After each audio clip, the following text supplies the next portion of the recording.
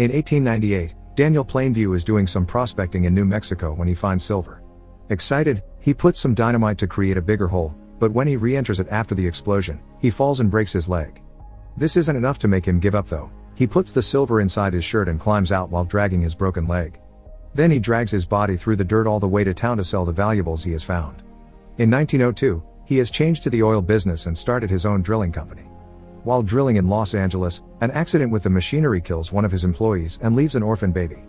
Daniel decides to adopt him as his own son, H.W. Plainview, who becomes his nominal business partner. From then on, Daniel goes from town to town with a heartwarming speech for people to choose him other big companies when it comes to leasing their land for drillings, using his son to convince them he is a family man that works with honest local workers and doesn't cause trouble, unlike corporations. Whenever someone asks him about his wife, he just says she died in childbirth.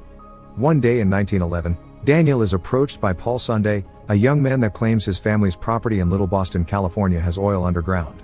Daniel tries to get the details out of him, but Paul proves to be a tough negotiator and ends up getting $500 in exchange for the location of his family's goat ranch, where he swears plenty of oil will be found. Many days later, Daniel and H.W. show up there, pretending they are merely hunting for quail. They meet Paul's father Abel Sunday, who offers them his hospitality, including some water and some goat milk, brought to them by one of the daughters, Mary Sunday.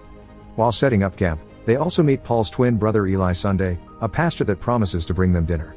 While investigating the area, they discovered Paul had been telling the truth and there is oil in his land. Daniel thinks this is a great spot to build a pipeline, take it to the beach, and strike a deal with Union Oil, therefore avoiding the costs of railroads and shipping. Later, after having dinner with the family, Daniel tells Abel that he wants to buy his land because he loves hunting for quail and his sick son needs the fresh air. He offers him a very lower number, but Eli knows about the oil and asks for a bonus, $10,000 for his church. Daniel changes it to $5,000 and only if the business goes well, then pressures Abel into accepting it. The next day, Daniel goes to see a realtor to ask for information about all the landowners around the Sundays so he can look into buying them as well. He also calls his business partner to tell him to bring all his employees to the area to start working. H.W. begins spending time with Mary and learns that his father hits her if she doesn't pray.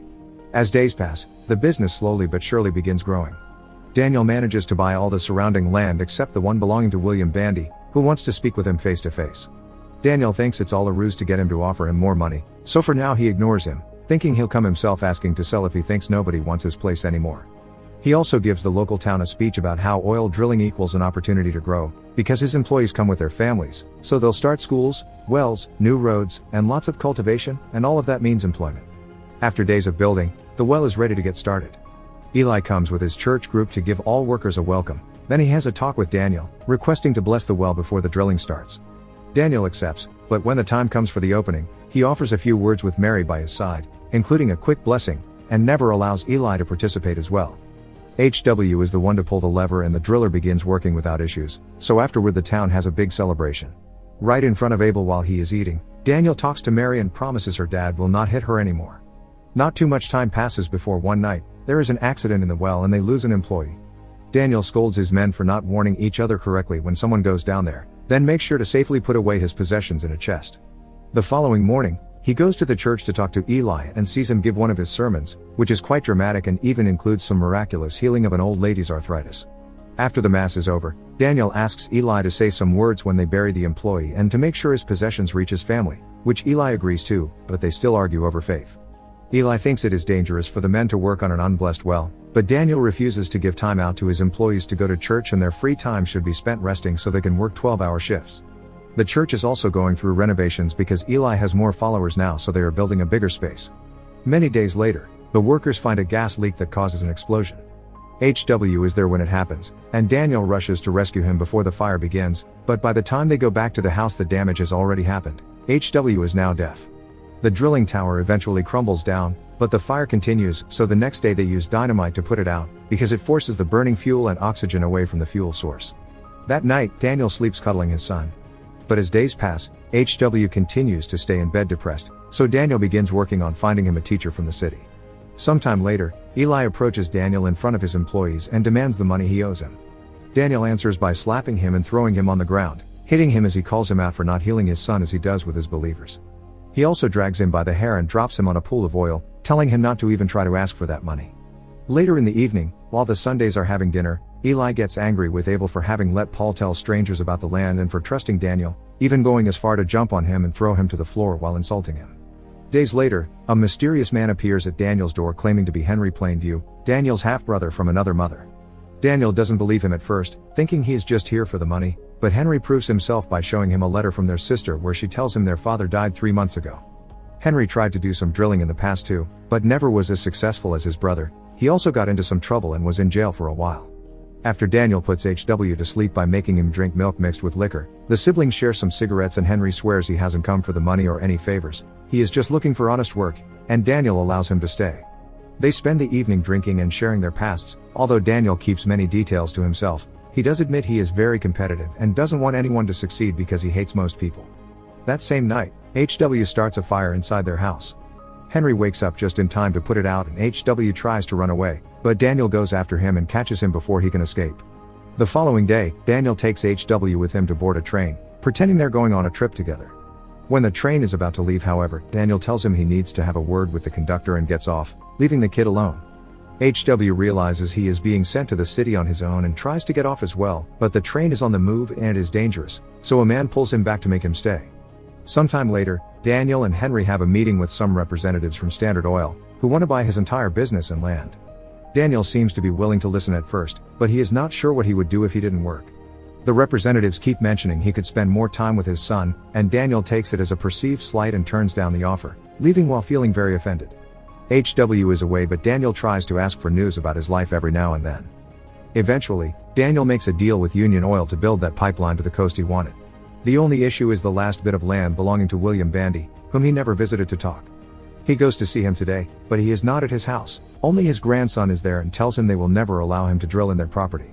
Daniel says he doesn't want to drill and promises to talk to Bandy later. Then he goes out with Henry to put various metal stakes on specific spots around the land.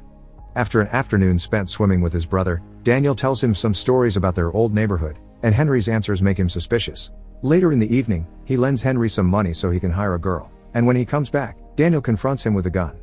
Henry admits he is a nobody that met Henry in the city and they became friends while working together for months. The real Henry did want to visit his brother, but they didn't have enough money, and he eventually died of tuberculosis, so this nobody used the stories he heard from Henry and his dairy to pretend to be him. He swears he means no harm, but Daniel shoots him in the head anyway, then digs out a grave to hide the body in. Afterward, he reads his brother's diary and cries. The following morning, he's found by William Bandy, who knows what he did to the fake Henry. Bandy turns down the money offers Daniel throws at him and tells him he will let him build the pipeline through his property if he gets baptized, which Daniel has no other choice but to accept if he doesn't want to lose money with his project. Bandy takes Daniel to church and during Mass, Eli brings him to the front to make him kneel and admit he has sinned and abandoned his child. After slapping him multiple times to get the devil out, he pours holy water on his head and officially baptizes him. The whole town welcomes him, happy for him to be one of them, including young Mary. The construction of the pipeline begins with no issues, and Daniel makes HW return home, telling him he loves him when he arrives and letting HW hit him as an answer. A teacher has also come with him so he can continue learning sign language. Daniel takes HW out for lunch, and in the restaurant, they come across the men from Standard Oil. Daniel can't help making a scene to show them he is being a good father that takes care of his son while having a successful deal with Union Oil. Meanwhile, Eli leaves their town to do missionary work. In 1927, a now adult HW marries Mary, who has learned sign language too to communicate with him. Daniel is rich thanks to his oil pipeline business and lives in a mansion with servants, and one afternoon, HW visits him together with an interpreter. He tells his father that he loves him but he misses working on the fields, so he and Mary are leaving for Mexico to start their own drilling company.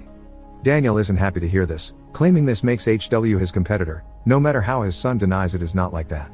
He also keeps using demeaning vocabulary to refer to his sign language and demands HW to use his own words, so he repeats he's going to Mexico with his own voice. This is still not enough to calm Daniel down, who now tells him he is destroying his image and admits he is not his son, just an orphan baby from a basket in the desert that he picked up to look good while making business. He also says he is less than a bastard that has nothing of Daniel in him. Hurt, HW tells him he is glad there is nothing of Daniel in him before leaving. Daniel keeps yelling insults at him while watching him walk away, but he also can't help remembering their time together.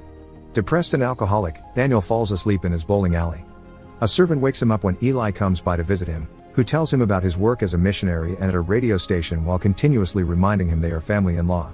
He also tells him Bandy has died and now his grandson is the owner of the land. That grandson is also part of Eli's church, so he offers himself as an intermediary if Daniel is interested in making business with him to drill that land. Daniel tells him he would be interested in doing business with Eli, but first, he must admit he is a false prophet and God doesn't exist. It seems Eli really needs to get this deal going, because after some hesitation and asking for $100, he accepts to yell those words in the room, the same way he made Daniel admit his sins in church years ago. After he is done, Daniel confesses that area actually doesn't have oil anymore, he stole it by draining it through neighbor areas when he built the pipes. As he begins crying, Eli finally confesses he is living in desperate times. He lost money in the Wall Street crash of 1929 and has strayed morally, so he asks Daniel for help. But Daniel doesn't feel pity for him. He taunts him, telling him Paul is the real chosen one by the Lord. He is a successful man now thanks to the business he opened with the $10,000 Daniel paid him for the information. He keeps on insulting him and calling him names, so when Eli asks him to please stop, Daniel grabs him, throws it in the middle of the alley, and after tossing some bowling balls at him, he hits him with a bowling pin on the head, killing him. The servant hears the noise and calls his name from the other side of the door, to which Daniel answers that he's finished. Make sure to subscribe and turn on notifications so you can watch more videos like this.